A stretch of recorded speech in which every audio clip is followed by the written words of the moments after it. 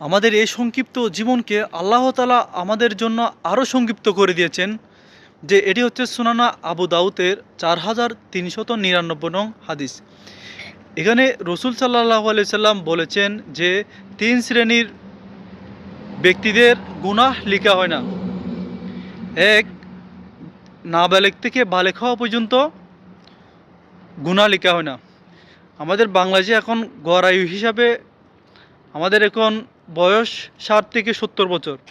তো এখান থেকে বালেগ হওয়ার জন্য অন্তপক্ষে ন্যূনতম 15 বছর পর থেকে সে বালেগ। তো দেখেন এই গড় আয়ুর হিসাব করে আমরা আমাদের এখান থেকে 15 বছর চলে গেলে আর থাকে 55 বছর। দ্বিতীয় নম্বর হচ্ছে ঘুমান্ত ব্যক্তিদের গুনাহ লেখা হয় না। তো 55 থেকে আমাদের ঘুমান্ত অবস্থায় চলে যাবে কে 1/3 আমাদের দুনিয়ায় ঘুমান্ত অবস্থায় চলে যাবে, সেই সময় আমাদের গুনাহ লেখা হবে না। তৃতীয়ত, পাগল এবং মানসিক ব্যক্তিদের গুনাহ লেখা হবে না যতক্ষণ না সে সুস্থ মানসিক ফিরে না পায়। তো দেখেন আল্লাহ তাআলা যে আমাদের রব, তিনি যে আমাদের সৃষ্টিকর্তা, তিনি যে আমাদের মহাদয়াবান, এই যে আমাদেরকে নাজাত দিতে চাচ্ছেন বিধে আমাদের এই ছোট জীবনকে আরও ছোট করে দিয়েছেন। এবং আরও ছোট করে দেওয়ার পরও আমরা এই দুনিয়ার প্রতি আমরা আসক্ত হয়ে আছি। যে আল্লাহ তাআলা যে আমাদেরকে সে নিজ ইচ্ছা আমাদেরকে নাজাত দিতে চাচ্ছেন, তার প্রমাণ এটি। আর এই ছোট জীবনে তো আল্লাহ তাআলা কিছু না কিছু আমাদেরকে পরীক্ষা করবেন,